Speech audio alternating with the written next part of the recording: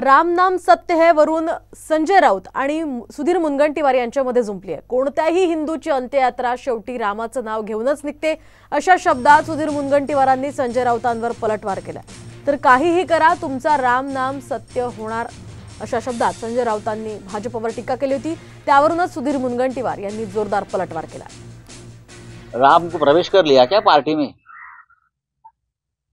राम आपके पार्टी में प्रवेश कर लिया है तो राम को आप फैजाबाद से चुनाव भी लड़ाना चाहते हैं। एक बार देख लीजिए क्या है। ये भारतीय जनता पार्टी के जो लोग हैं, राम के नाम पर अब कोई इशू उनके पास नहीं है, न महंगाई न बेरोजगारी, कुछ नहीं है। लेकिन मैं आपको बताता हूँ, कुछ भी कर लो, इस बार आपका राम नाम सत्य होने वाला है। आता हे तर जनता ठरवते।